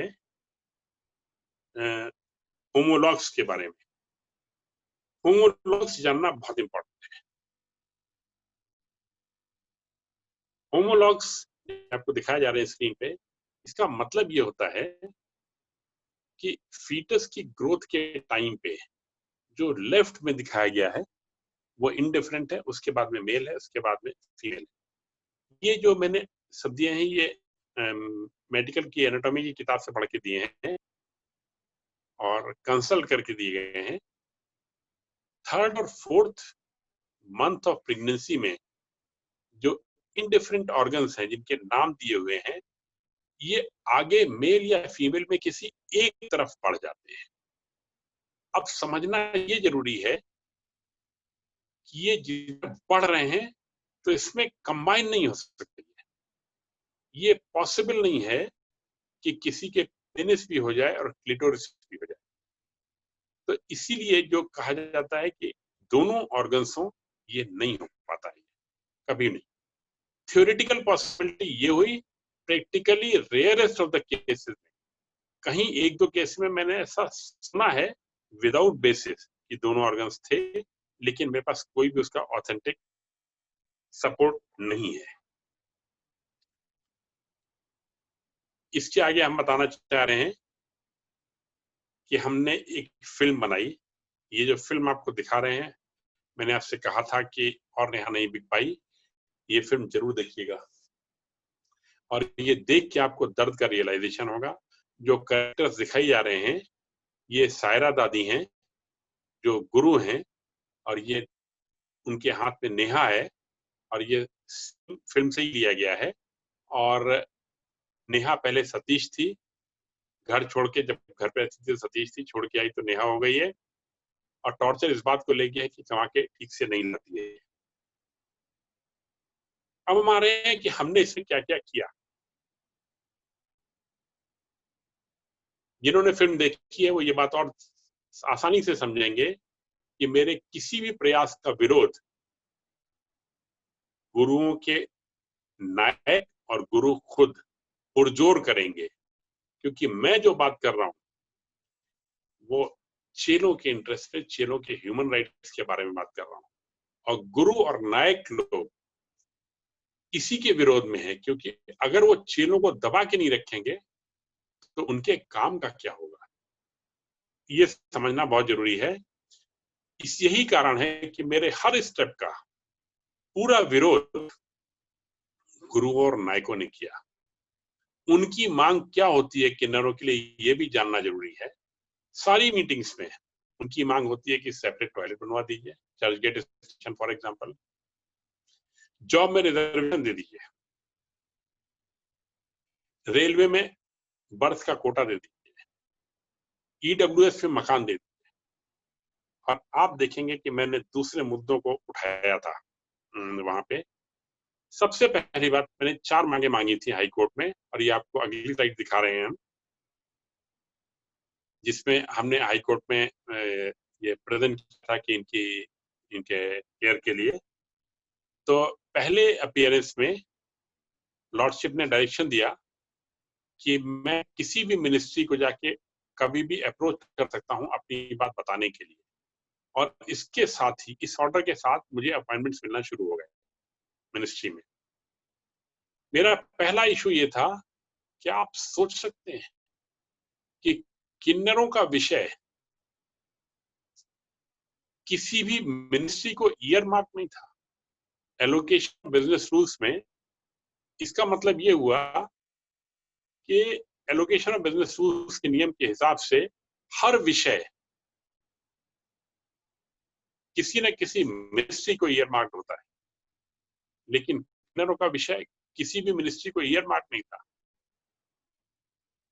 रिजल्ट, इस मैटर को डील करने के लिए कोई तैयारी नहीं थी कोई मिनिस्ट्री। जब मैं सोशल जस्टिस मिनिस्ट्री के पास पहुंचा तो उन्होंने सीधे से बोल दिया कि आपका सब्जेक्ट तो ईयर मार्क नहीं है हमको। मैंने उन्हीं से पूछा कि आप रास्ता बताइए, हमारे लिए क्या रास्ता है। उन्होंने कहा आप कैबिनेट सेक्रेटरीट जाइए, वहां पे प्रेजेंटेशन दीजिए। और ये सब काम आसान नहीं होता है, एक एक काम में 6-6 महीना, 4-4 प्रेजेंटेशन, डेट पे डेट, ये सब होता है। तो अगली स्लाइड जो है मेरी, कैबिनेट कमेटी के सामने मेरे प्रेजेंटेशन, और उससे रिजल्टेंट उन्होंने वुमेन एंड चाइल्ड डेवलपमेंट को, लेबर को, होम को और सोशल जस्टिस को लिखा, ये सब्जेक्ट आप ले लीजिए। फाइनली सोशल जस्टिस ने ये सब्जेक्ट लिया, और कैबिनेट सेक्रेटरी ने, ये जो आप हाईलाइटेड देख रहे हैं, ये हमारे ट्रस्ट का काम है, सेलिब्रेशन ऑफ ऑपरेशन यूनिट्स। इस तरह से ये सब्जेक्ट यूनिट्स का ministry of social justice and empowerment को अलॉट हुआ। अगला मुद्दा, सेंसस। 2009 के करीब, अगर आपको याद हो, 11 साल पहले ये नोटिफिकेशन आ गया था कि 2011 पहली मार्च के सेंसस में किन्नरों के बारे में भी जनगणना की जाएगी। जब मैं पहुंचा रजिस्ट्रार जनरल के ऑफिस में, मैंने पूछा कितनी फिगर है। उन्होंने कहा कुल 4600 के करीब है। मैं वाकई कुर्सी से उठ के खड़ा हो गया था। भारत देश में 4600 किन्नर, अभी अभी तो सेंसस हुआ है, ये जून की बात है ये। उन्होंने कहा हमारे पास यही फिगर है। मैंने कहा लिख के देंगे? लिख के देने को तो आरटीआई तो मेरे पास है ही ना, हथियार। उन्होंने कहा हमारे पास इसके अलावा कुछ नहीं है। मेरे लिए इतना काफी नहीं था, क्योंकि मिनिस्ट्री आने वाले समय में मुझसे पूछने वाली थी कि क्यों ऐसा है। ये जो लेटर आप देख रहे हैं इसमें लिखा हुआ है नीचे कि यूनक population can not be ascertained हुआ है। क्यों ऐसा हुआ? ये 2011 का सेंसस है जो 10 साल में एक बार होता है, अगली बार 2021 में होगा। हमारे यहाँ सेंसस होता कैसे है? इन्यूमरेटर्स होते हैं, प्राइमरी स्कूल गवर्नमेंट स्कूल के टीचर्स जो होते हैं उनको भेजा जाता है, और क्लरिकल स्टाफ सब जगह का लग जाता है सेंसस करना है। सेंसस में दी हुई इंफॉर्मेशन को कहीं क्वेश्चन नहीं किया जा सकता, एक्ट है, ऐसा गाइडलाइंस। आप कुछ भी बताइए, कहीं प्रश्न नहीं उठेगा उसके। इन्यूमरेटर को ट्रेनिंग दी जाती है, एक दिन के 450 रुपए, घर घर जाके देखना होता है, 39 कॉलम है उनको भरना होता है, तमाम चीजें उससे पता चलती है। जब जेंडर की बात आती है तब क्या होता है? इनको पहले से बता दिया जाता है, किसी भी चीज का प्रूफ नहीं मांगना होता है सेंसस में। लेकिन सच्चाई तो कहीं कुछ और ही है ना। हमारे इन्यूमरेटर जब घर पे आते हैं तो वो अपने दूर दराज के भतीजे को या किसी को ये काम सब कॉन्ट्रैक्ट पे दे देते हैं, और उसको वो अक्सर 100-75 रुपया कुछ भी दे देते हैं। उसको एक्सपीरियंस मिल जाता है, चलो देख के आइए। अब जब वो जाते हैं और किन्नर से मिलते हैं, उनको तो पता ही नहीं होता है किन्नर के साथ ट्रीटमेंट क्या करना। वो कहते हैं हमें ये सब नहीं पता है, अपनी औरत में लिखाना हो तो लिखा लो, नहीं तो जाओ अपने घर। अगर किन्नर लिखाना तो डॉक्टर का सर्टिफिकेट चाहिए, ये फैक्ट है। और मेरी बात का सबूत ये है कि जो आपके सामने लेटर रजिस्ट्रार जनरल का दिया हुआ है ये, और इस बात को सरकार ने भी स्वीकार किया। सरकार ने मुझसे पूछा था, मैंने बताया था आपको, मैं नेशनल ह्यूमन राइट्स कमीशन के कोर ग्रुप का मेंबर हूँ, गवर्नमेंट ऑफ इंडिया का टेक्निकल एडवाइजर हूँ, और तमाम इनकी बड़ी बड़ी मीटिंग पे जाता रहा हूँ। और मैंने पार्लियामेंट्री कमेटी के सामने 65 मिनट का प्रेजेंटेशन दिया हुआ है इनको, जो किसी भी सिटीजन के लिए सबसे बड़ा अचीवमेंट हो सकता है। और मैं जितने सॉल्यूशन देता हूँ सब प्रैक्टिकल होते हैं, और बात करने के पहले कह देता हूँ कि जो मैं कहने जा रहा हूँ, अगर आपकी कुर्सी पे बैठा होता तो मैं इसको यस कर देता। मैं अपने आप में इतना कॉन्फिडेंट होता हूँ। अब आप समझिए, इनोवेटर का जब सब डेलीगेट किया हुआ पहुंचेगा, और यही कारण है कि इनकी संख्या आज तक कहीं भी नहीं है, और फाइनली भारत सरकार ने मेरी दी हुई संख्या को एक्सेप्ट कर लिया है। ये हुआ सेंसस। अगला आता है election commission of India. Election commission of India का अगला नोटिस देखिएगा। अक्सर आपके घर पे काम करने वाली बाई के पास भी मोबाइल फोन है। कितना आसान है, आधार कार्ड, आधार नंबर दिया, मोबाइल फोन लेके आ गए, सिम कार्ड लेके आ गए। 10 साल में हालात सुधरे जरूर। 10 साल पहले तो किन्नर के लिए एक मोबाइल फोन आ पाना करीब करीब असंभव था, क्योंकि उनके पास आइडेंटिटी डॉक्यूमेंट्स नहीं होते थे। आइडेंटिटी डॉक्यूमेंट्स होंगे कैसे? नाम तो बदल दिया, पिता के नाम का इस्तेमाल नहीं करना चाहता। जिस पिता ने उनको घर से निकाला हुआ है उसके नाम का इस्तेमाल कैसे करेंगे? पता तो कुछ है ही नहीं, आज यहाँ कल वहां, गुरु के ठिकाने, गुरु के भरोसे। सोचिए कैसे मिलेगा उसको आधार कार्ड, और कैसे मिलेगा पैन कार्ड, और कैसे मिलेगा इलेक्शन वोटर्स आईडी कार्ड। मैं इलेक्शन कमीशन ऑफ इंडिया पहुंचा था, ये लेटर है जिसमें मेरा नाम लिखा हुआ है, सेल्वेशन ऑफ ऑपरेशन। डिटेल में डिस्कशन किया मैंने। उन्होंने कहा सोल्यूशन क्या है? मैंने कहा सर प्रॉब्लम तो समझ रहे ना पूरी? उन्होंने कहा हाँ प्रॉब्लम समझ। मैंने कहा सर सच्चाई में मुझे सोल्यूशन नहीं पता, मुझे वाकई नहीं पता था क्या सोल्यूशन हो सकता है। प्रॉब्लम तो समझ ली, सोल्यूशन कहाँ से आएगा? आलोक शुक्ला जी थे डिप्टी इलेक्शन कमिश्नर। 1 घंटे तक उन्होंने मेरी बात सुनी, अगले दिन बुलाया और उन्होंने सोल्यूशन दिया। सरकार के पास सोल्यूशन है। उन्होंने जो सोल्यूशन दिया बड़ा प्यारा सोल्यूशन। उन्होंने कहा आप दुनिया भर, सॉरी इंडिया, भारत देश सब कहीं भी किन्नर हो, उनको बता दीजिए कि हम ये नोटिफिकेशन इशू कर रहे हैं। इसमें लिखा हुआ है, सबसे पहली बात, नाम जो वो कह देंगे मान लेंगे। नंबर 2, फादर का नाम ना देना चाहे चलेगा, गुरु का नाम दे सकते हैं, और गुरु भी उनका गुरु नहीं, किसी भी गुरु का नाम दे सकते हैं। एक आइडेंटिटी एस्टेब्लिश हो रही। डेट ऑफ बर्थ, उन्होंने कहा 25 साल से ऊपर में जो वो कहते हैं मान लेंगे 21 से 25 में डिक्लेरेशन, फिर एक एफिडेविट 18 से 21 के बीच में, like that date of birth को भी कर दिया उन्होंने। अब रह गया एड्रेस प्रूफ। उन्होंने कहा वो कुछ भी एड्रेस प्रूफ दे दे हमको चलेगा, हम वेरीफाई करा लेंगे। इलेक्शन कमीशन ऑफ इंडिया ने बहुत सारे वोटर्स आईडी कार्ड के नाम के मेरे अनुरोध पे बनवा दिए। मैं ओपनली उनका आभारी। ये हुई इलेक्शन कमीशन ऑफ इंडिया की बात। आगे चलते हैं। मुझे इनके निर्माण सर्जरी के लिए health ministry of health and family welfare ने बुलाया। क्या सोल्यूशन निकाला जा सकता है इसका? मैंने उनको बताया हैरी बेंजामिन गाइडलाइंस फॉलो करने के लिए। कहानी तो बहुत लंबी है, ये एक एक चीज जो आप इतनी आसानी से आज सुन रहे हैं, सब में मुझे 2 साल लगे थे। मीटिंग में मुझे खुद भी समझ में नहीं आता था कि मैं जवाब क्या दूं। हेल्थ मिनिस्ट्री ने जब मुझे बुलाया तो उन्होंने मुझसे पूछा कि मुझसे उन्हें क्या चाहिए। मैंने कहा 650 अस्पताल जो डिस्ट्रिक्ट गवर्नमेंट हॉस्पिटल्स हैं उनमें एक सर्कुलर भिजवा दीजिए कि किन्नर की इस सर्जरी के लिए वो एक छोटी सी कमिटी बना देंगे, इसमें साइकियाट्रिस्ट, साइकोलॉजिस्ट, यूरोलॉजिस्ट, फिजिशियन और सर्जन ये होंगे। वो किसी एक दिन, महीने में एक दिन बैठ जाएगा और हमारे किन्नर के ये जो भाग भाग के थकने की प्रक्रिया कम हो जाएगी। It work. और उन्होंने आगे चल के दिल्ली के 3 अस्पतालों में यह प्रयोग शुरू किया। ये एक अगला ऑर्डर में दिखा रहा हूं आपको, जिसकी बेसिस पे हमारी पीआईएल की बेसिस पे भारत सरकार ने कमेटी बनाई थी। ये ट्रांसजेंडर कमेटी।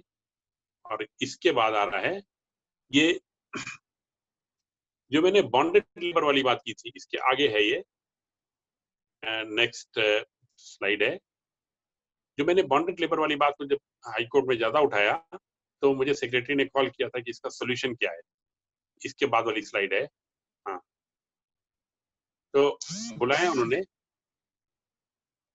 ये जो आप देख रहे हैं ये कमेटी वाली स्लाइड है। इसके बाद वाली स्लाइड है ये लेती के लिए। हाँ, ये इसमें उन्होंने बुलाया था और बुला के पूछा कि आप क्या चाहते हैं। मैंने बताया एक नोटिफिकेशन जारी कर दीजिए। सोचिए, मैं खुलेआम कह रहा हूँ कि बॉन्डेड लेबर है। बॉन्डेड लेबर यूनाइटेड नेशंस ने वर्ल्ड वाइड खत्म कर दिया है। कहीं भी नहीं कहते, मैं एक्सेप्ट नहीं करती। मैं सरकार से कह रहा हूँ कि ये सब बंधुआ मजदूर हैं और सरकार मुझसे कह रही है कि आप एक के खिलाफ एविडेंस दे दीजिए। एविडेंस क्या देनी है? नाम पता दे दीजिए। कोई किन्नर किसी भी हालत में अपना बंधुआ मजदूर होने के लिए नाम पता नहीं देगा। बॉन्डेड लेबर मर जाएगा, नहीं करेगा। परिवार ने, नाते रिश्तेदारों ने, दोस्तों ने पहले ही निकाल रखा है, अगर ये कंप्लेन कर देंगे तो ये रहेंगे कहाँ।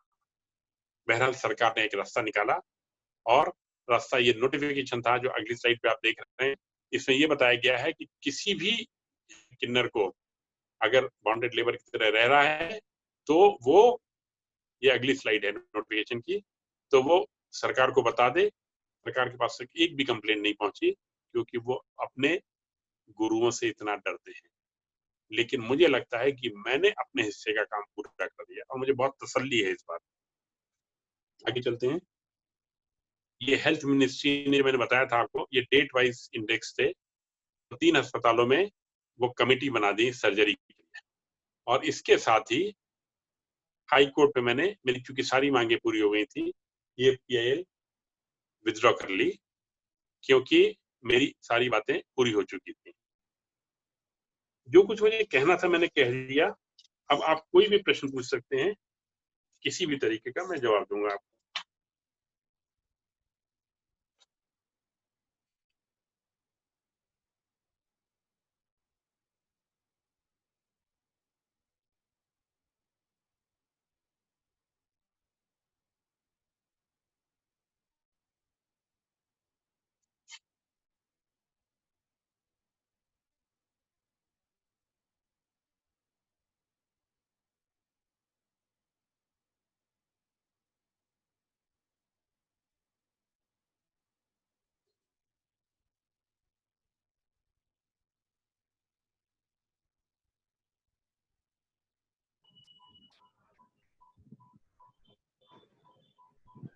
हेलो हेलो, हम रेखा जी बोल रहे हैं।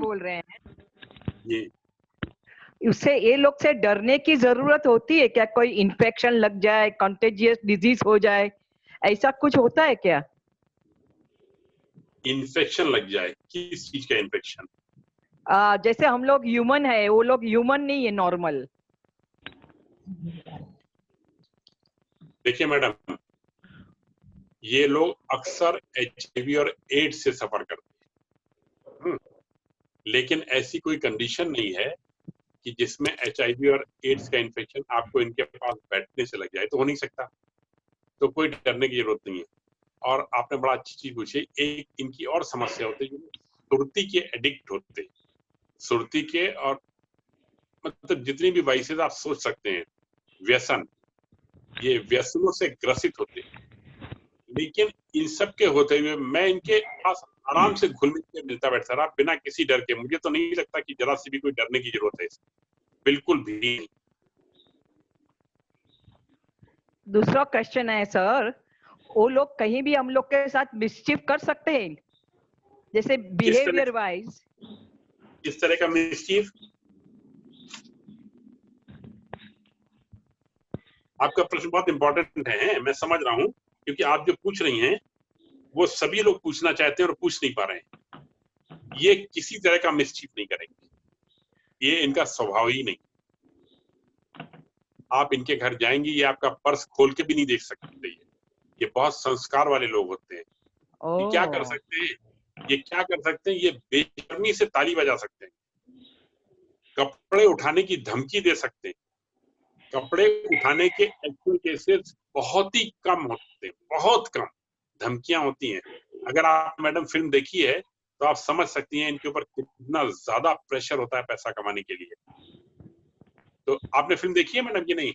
नहीं देखी है, हाँ, पहली बार सुना, आज पहली बार सुना कि ये फिल्म बनी है। हाँ, कोई बात नहीं, और नया नहीं बिक पाई, नेट पे है। अच्छा, ये लोग कपड़े ऊंचे करके क्या प्रूव करना चाहते हैं? Why they are doing this? कपड़े ऊंचे करने के करके इनको ये पता है कि अगर आदमी डर गया तो जल्दी पैसे दे देगा, बस, इसके अलावा कुछ नहीं। इनकी कोई गलत इंटेंशन नहीं होती उसके पीछे, ये कोई अटैक नहीं करते, बिल्कुल नहीं करते। हाँ सर, उसके लिए हम कॉमन पब्लिक लोग उसको रिस्पेक्ट नहीं करते हैं, because the way they are behaving we don't feel like giving respect to them. Madam ji, unfortunately, most unfortunately, आप प्रश्न पूछ जरूर रही हैं, लेकिन आपने फिल्म नहीं देखी हुई है, तो आप उनकी समस्या समझ नहीं पाएंगी, अपनी समस्या बताना चाहेंगी। हाँ, हम अगर लोग आप वन साइडेड एक करते हैं, वन साइडेड एक करते हैं, we don't know the side of other. That's what I am saying. That's what I had insisted for. That you must watch the film before coming to this talk, so that you can enjoy the talk in full detail. आपने उनकी मजबूरी नहीं देखी हुई है कि वो क्यों ऐसा करते हैं। मैंने एक एक चीज को बिल्कुल क्लियरली बताया। अभी मैंने आपको बताया कि वो कितनी मजबूरी में उनकी जिंदगी होती है ना, आपका दिल पसीजा होगा। लेकिन इसी चीज को अगर आप फिल्म में देखेंगे ना, आपको लगेगा वो जो कुछ भी करते हैं वो सब सही है। मैं उनके हर एक्शन को जस्टिफाई करता हूँ।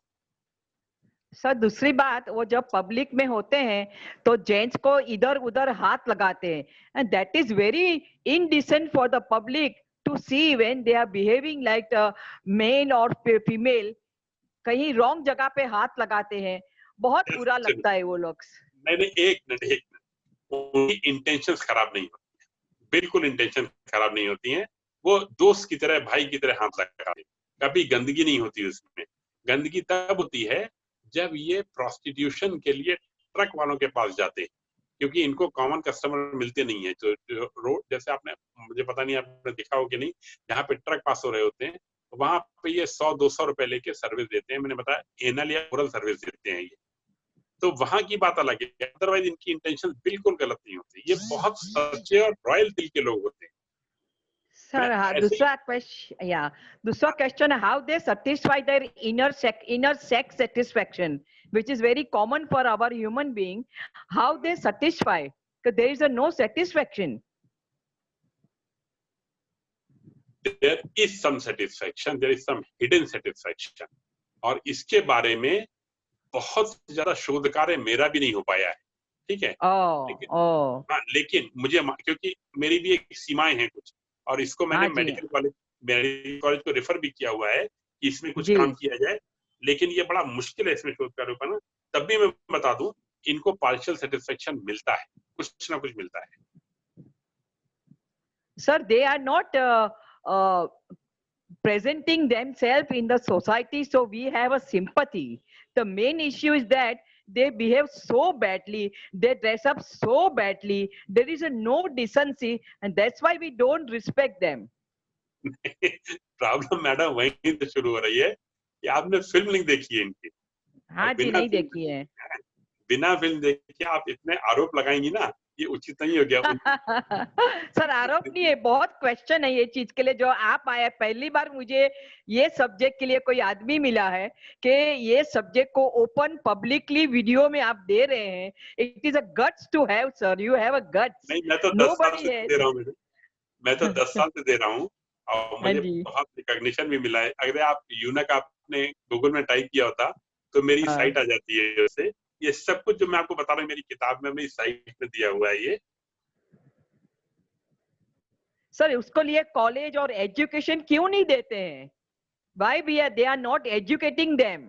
मैडम सुनिए, आप फिर ये मैंने अभी बताया था आधे घंटे पहले, ये कहना बहुत आसान है कि वो ऐसा क्यों नहीं कर रहा है, वो ऐसा क्यों नहीं कर रहा है, हाँ जी, हाँ जी, हाँ जी। बहुत आसान है ये। लेकिन मैं अगर आपसे कहूँ आप अपना पार्ट क्यों नहीं प्ले कर रही हैं, मैं आपसे कहता हूँ आप इनके घर जाके एक कप चाय पी के आइए। आप अपना काम करेंगे नहीं और दूसरों से उम्मीद करेंगे कि वो आप अपना काम करें, ये सर उचित नहीं नहीं है हो, ना। रीजन है क्यों डर लगता है, वो लोग को देख के ही डर लगता है, because they are not presenting themselves very nicely. Just common human being के लिए you should present yourself very decent. We don't respect the way they are dressing up. हाँ हाँ, वो ठीक है, उनके साथ अगर ऐसी ऐसी व्यवस्था हो गई, समझ लीजिए बनाने वाले ने ऐसा कर दिया, तो दोष इसमें बनाने वाले का है या बनने वाले का है? नहीं सर, गॉड ने बनाया, ओके, बट उसको कवर अप करने के लिए एक अच्छे रंग का ढंग का कपड़ा पहनो, and they behave so badly. एकदम अपने आप को बहुत नंगा तरीका से प्रेजेंट करते हैं, पल्लू नहीं ठीक से नहीं नहीं नहीं नहीं रखेंगे। नहीं नहीं नहीं नहीं, नंगे तरीके से नहीं प्रेजेंट करते हैं। कभी ध्यान दीजिए, कभी सलवार कुर्ता पहन के नहीं आते, कभी लो वाली वो ब्लाउज पहन के नहीं आते, इनको सबको कमांडमेंट है, ये साड़ी पहन के ही आते हैं ये। और इनके कवर में कपड़े गॉडी हो सकते हैं, ज्यादा चटकीले भड़कीले हो सकते हैं, वो इनकी डिजायर है ऐसा दिखने की, उसमें इनका कोई भी दोष नहीं है। और जो आपको ये लग रहा है कि अपने आप को ऐसा प्रेजेंट करते हैं, वहां भी इनकी कोई गलती नहीं है। मैं इनकी किसी भी बात में इनकी गलती मानने को वैसे भी तैयार नहीं होता हूँ, क्योंकि जब मैं इनके साथ रहा हूँ ना, तो रहने में मैंने इनको बहुत करीब से देखा है कि दिल के बहुत ही प्रेमी होते हैं। इनके दिल में इतना प्रेम होता है ना कि बस सिवाय प्रेम के तो मुझे और कुछ मिलते ही नहीं वहां पे। और क्या खिलाना पिलाना इन लोगों का बहुत ही आनंददायक होता है ये। तो सर आप इनके बारे में, हाँ बोलिए। तो दूसरी बात है, जैसे वो लोग बेगिंग करते हैं, मांगते हैं पैसा, तो वो लोग मांगना और एक भिखारी मांगना, दोनों का तरीका अलग है। तो हम भिखारी को तुरंत पैसे दे देंगे, लेकिन इसको किन्नर को तो हम कभी पैसे नहीं देंगे, बिकॉज दे उस तरह से पैसे मांगते हैं कि we just want to avoid the side of them. जो साइट आप अवॉइड करना चाह रही हैं, वो बनाने में उनका कोई भी रोल नहीं है, वो तो ऊपर वाले ने बना के भेजा है ना उनको। एनीवे, कोई और क्वेश्चन है? सर क्वेश्चन वही है आज तक कि हम लोग को उसको पर खुद देने को मन नहीं हो रहा है, बिकॉज द प्रेजेंटेशन, वो लोग का कुछ बिहेवियर सर चेंज करिए कि आदमी को सिंपैथी आए वो लोग का अरे ऊपर। मैडम, मैं आपको अपनी फिल्म तक तो दिखा नहीं पाया मैं, ठीक है? आपको हाँ। जब भी ये मैसेज मिला होगा उसमें लिखा हुआ था कि ये फिल्म देख के आइए, आपने तो फिल्म देखी नहीं। आप जो हाँ काम जी, 1 घंटे अपने 1 घंटे में कर सकती थी, वो आपने तो किया नहीं। पहले तो क्वेश्चन कर ले आपके साथ, क्या क्या जवाब, मेरी इतनी सब क्वेरी है। फर्स्ट टाइम आप मिले हैं जो ये सब्जेक्ट लेके आप बैठे हैं।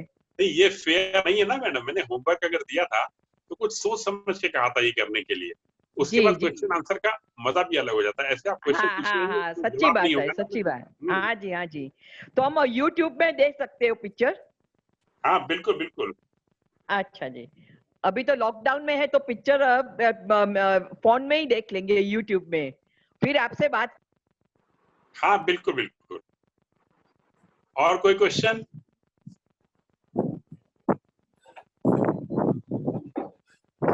हाँ जी सर, मैं सारांशु दिल्ली से।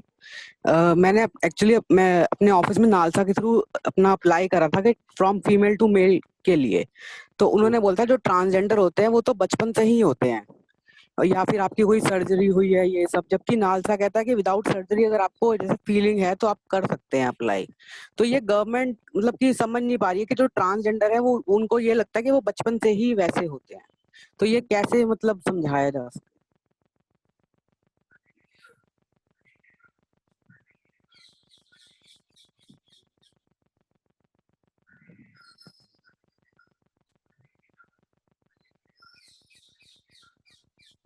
Hello hello hello hello hello hello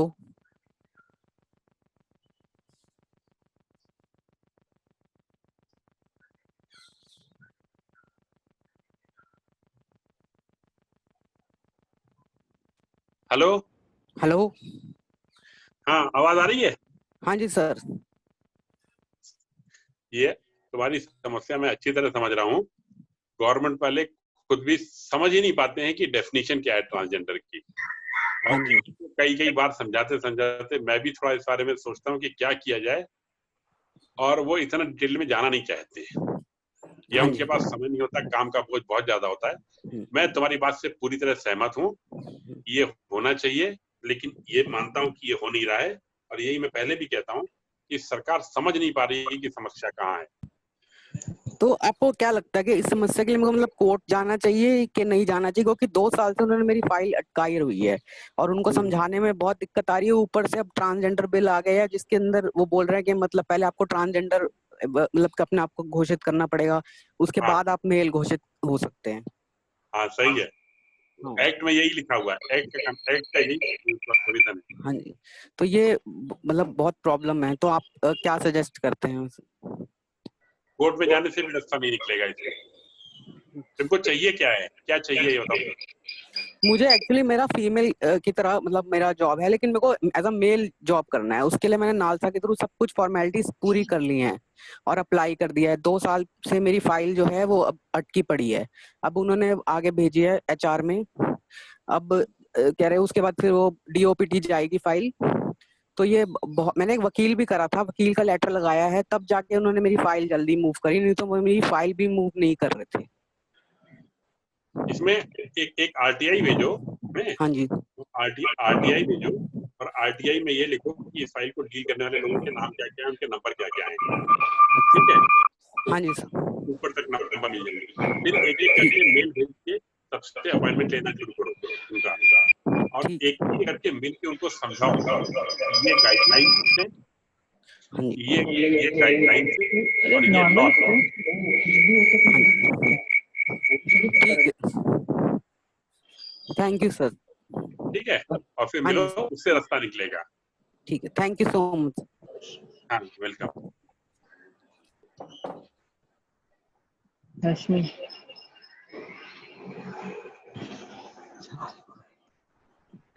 हाँ सर, नमस्ते। हेलो हाँ बोलिए। सर, आपका ये मार्गदर्शन तो बहुत एक्चुअली आई ओपनिंग है सर। इनके लिए क्या कर सकते हैं हम? खाली तो चाय पी के आने से तो नहीं होगा, और कुछ क्या कर सकते हैं? थोड़ा मार्गदर्शन। पहले आप चाय पी के आइए, बाकी बात बाद में करते हैं ना। चाय पीना इतना ओके। आसान नहीं, इतना आप सोच रहे हैं। मैंने बताया ना, वो आपको नाम भी नहीं बताते। जी जी जी। एक कप चाय इनके घर पे पी के आइए। ठीक है सर, ठीक है सर। और कोई क्वेश्चन है? और कोई प्रश्न है? हाँ, एक और नहीं सर, मेरा हाँ हेलो हाँ, बोलिए सर, मैं बोल रहा हूँ SC शर्मा, गाजियाबाद से। बोलिए बोलिए शर्मा जी।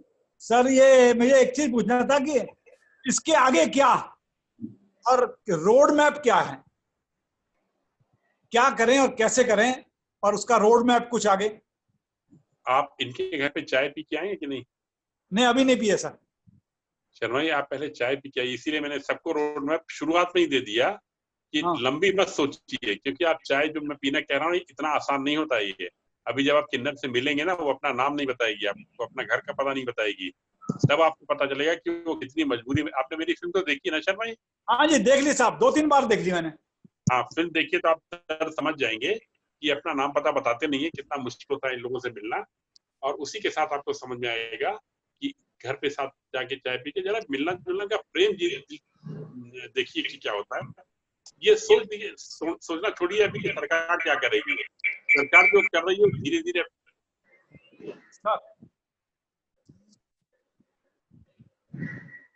वासिली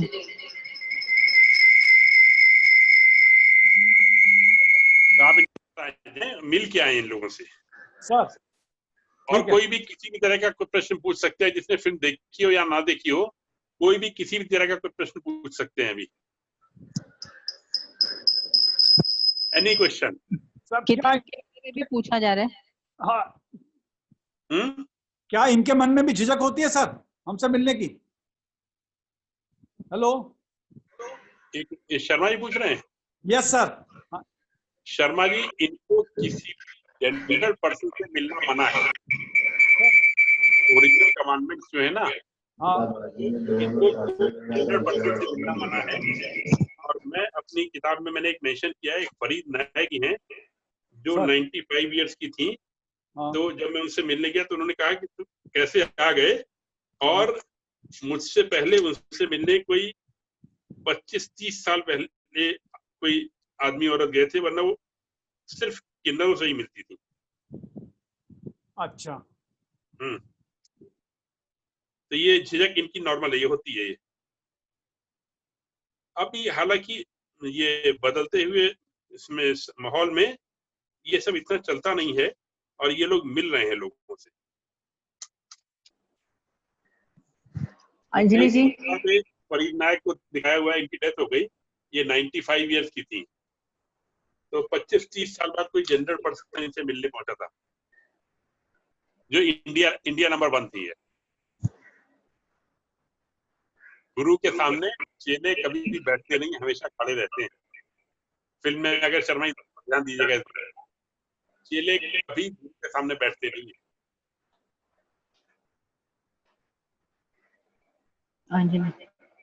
हाँ, और कोई? हेलो, हाँ, मैं अंजलि डिमरी। हाँ, with Anurag, without Anurag, okay. Without अनुराग।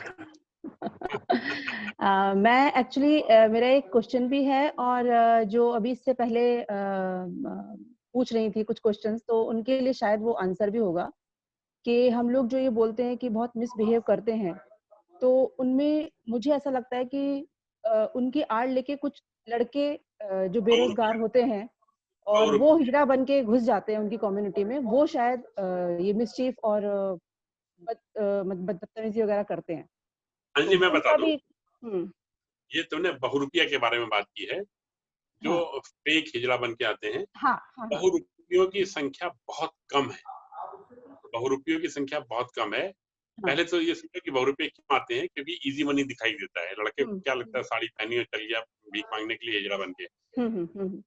लेकिन जो अगल बगल के हिजड़े होते हैं वो इसको तुरंत पहचान लेते हैं, क्योंकि इनके एरिया बटे होते हैं।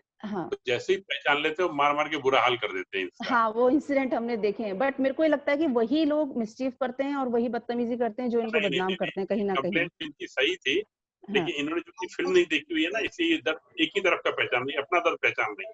हाँ, ये किन्नरों का दर्द नहीं पहचान रही। हाँ, क्योंकि मेरा जितना भी इंटरेक्शन इनसे हुआ है, जो भी मैं कभी मिली हूँ, तो ये बहुत अच्छे से मांगते हैं, और अगर आपने दिया तो ठीक है, नहीं दिया तो ये दुआएं दे के जाते हैं, आगे बढ़ जाते हैं बहुत अच्छे से। बाय द वे, हाँ, ये सही कहा तुमने। इनके यहाँ ना दुआ करना इनका प्रोफेशन है। इनको सिखाया जाता है कि आप सिर्फ दुआ करेंगे, जिसने पैसे दिया उसका भला, जिसने नहीं दिया उसका भी भला। ये आसानी से किसी के लिए बुरा सोचते नहीं है, कहते नहीं है। हाँ जी। और शाम को जब लौट के आते हैं घर पे, तो तो सारे के सारे सूर्योदय के पहले घर लौटाते, सूर्यास्त के पहले घर लौटाते हैं। और घर लौटने के बाद ये आग जला के आग के सामने माफी मांगते हैं कि अगर किसी से कोई बुरा भला कह दिया हो तो माफ करना। और ज्यादातर कन्वर्ट होते हैं ये मोहम्मदन मुस्लिम्स के लिए। और कन्वर्ट इसलिए होते हैं कि जो हरम थे वो सब मुगल शहंशाहों के समय से ना वहाँ मुसलमान लोग ज्यादा रहते थे, सब कन्वर्ट होकर मुसलमान बन जाया करते थे। उसके चलते आज भी इनकी संख्या कन्वर्ट मोहम्मदन्स में ज्यादा है। एक्चुअली ये वो हैं जो हम लोग कभी नहीं बन सकते बाय हार्ट, कि हम लोग किसी को इतना दुआ दे ही नहीं सकते। हाँ, ये तो हम सही है। लोग क्रिटिसाइज भी करते हैं, बददुआएं भी देते हैं, कर्ज करते हैं, लेकिन इतनी दुआएं जो ये लोग देते हैं बिना कुछ किए, अगर आपने इनका अपमान किया तो भी, आपने कुछ दिया तो भी, वो एक्चुअली बनना कहीं ना कहीं बहुत मुश्किल है। Thank you. Parveen video Munish ठीक है, और कोई आहूजा, बात? मुनीश जी, मुनीश,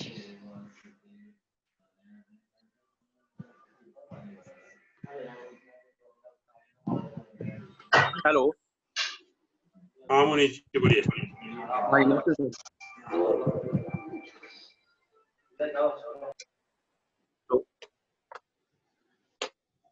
हेलो। बोलिए बोलिए।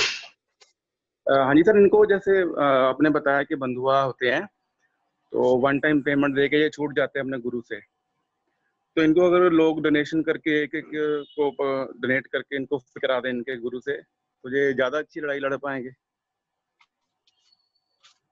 मुनीश फिल्म देखी है कि नहीं? हाँ जी देखिए। फिल्म देखिए?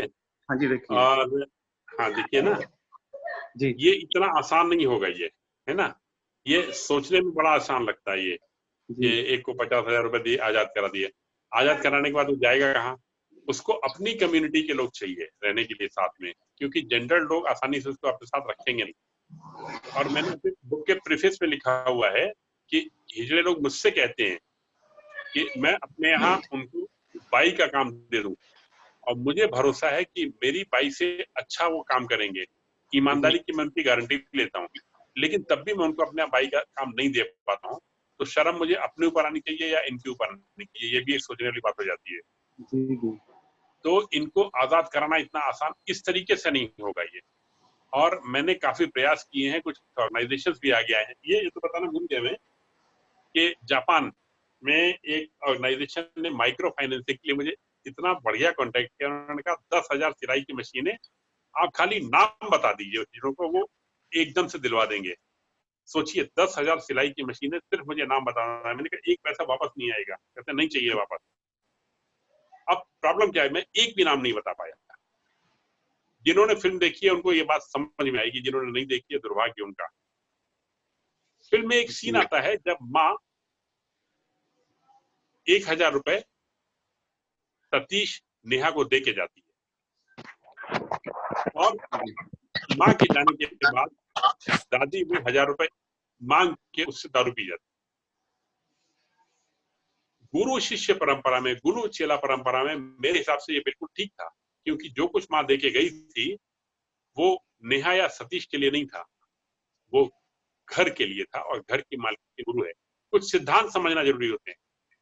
आज 10,000 मशीनें जापान वाले दे देते हैं, हर चेला अपने गुरु के साथ रह रहा है। ये 10,000 मशीनों की ओनरशिप गुरु की हो जाएगी, और वो इमीडिएटली बिक के उनका क्या हाल होगा ये किसी को नहीं पता, लेकिन ये पता है कि वो पैसा या उसका लाभ चेले तक नहीं पहुंचेगा। इसी के चलते काफी सोच विचार के बाद मैंने तय किया कि मैं एक भी नाम नहीं दे पाऊंगा ये, क्योंकि पैसे का दुरुपयोग इस तरह का मुझसे टॉलरेट नहीं होगा। आप सोच सकते हैं कि आपने एक किन्नर को आजाद करा लिया, समस्या वहां से नहीं सुलझेगी। समस्या तब सुलझेगी जब इनको आप डिग्निटी देना शुरू करें। डिग्निटी एक बेसिक इंस्टिंक्ट जो इज्जत की होती है ना, कि हम भी इंसान हैं, हम में और सामने लेने वाले और देने वाले में फर्क क्यों है इतना, भीख देने वाले में, भीख लेने वाले में। सवाल डिग्निटी का आता है। हमको उस सम्मान को बढ़ाना होगा, और वो तब बढ़ेगा जब आप इनके घर पे एक कप चाय पीते। पहला कदम उसका आपने पूरा कर लिया है कि आपने फिल्म देख ली। फिल्म देखना बहुत जरूरी था। Thank you.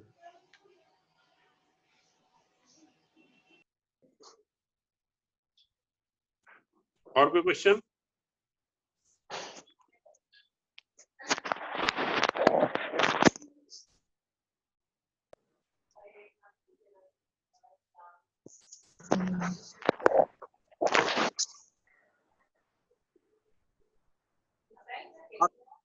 आपको सूचना मिली होगी कि हर पहले और तीसरे रविवार को 11 से 12 हम लोग मिला करेंगे।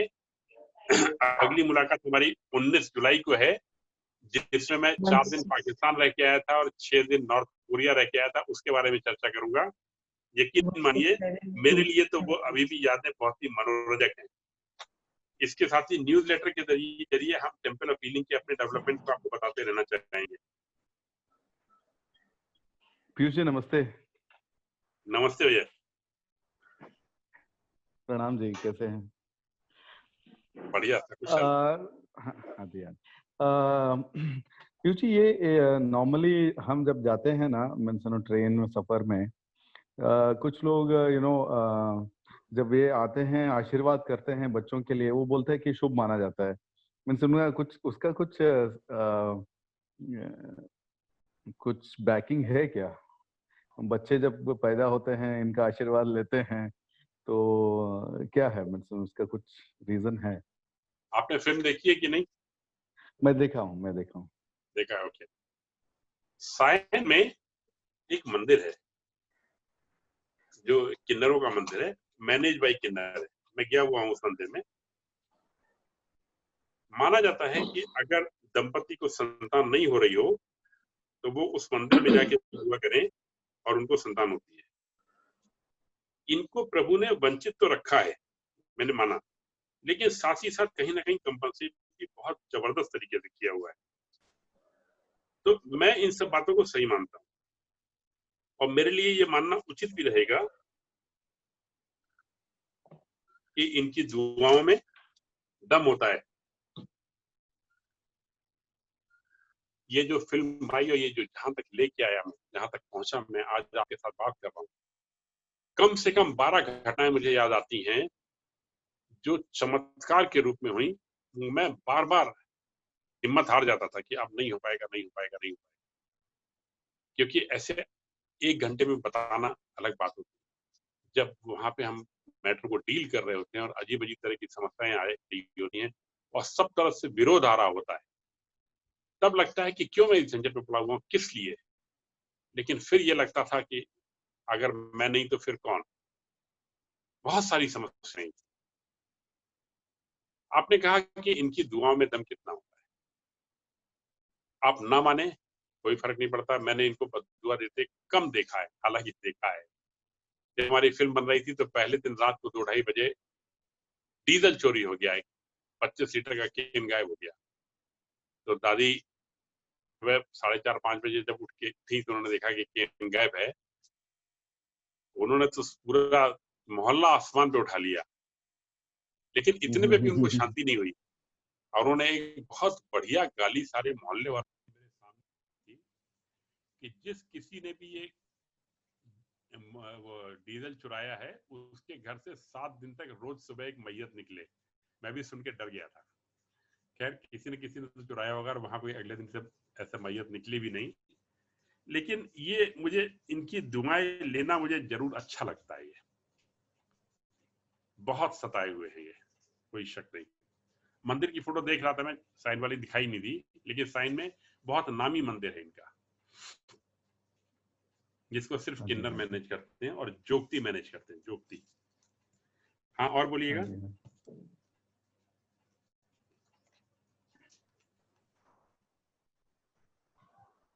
और किसी को अपने सवाल पूछने हैं तो वो हैंड रेज कर सकता है। जी? नहीं सर, आपके लिए नहीं था। और किसी को अपने सवाल पूछने हैं कुछ?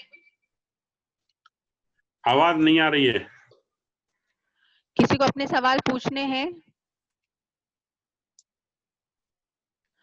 सर एक बुक का भी है कि इसके रिगार्डिंग जो किताब है वो मार्केट में कब अवेलेबल होगी या नहीं होगी? किताब मार्केट में किसको चाहिए मिल जाएगी, अमेज़न से मिल जाएगी। जिसको चाहिए अपना नाम पता बता दें। ओके। और सारी किताब नेट पे है, जो चाहे बता दें। हाँ।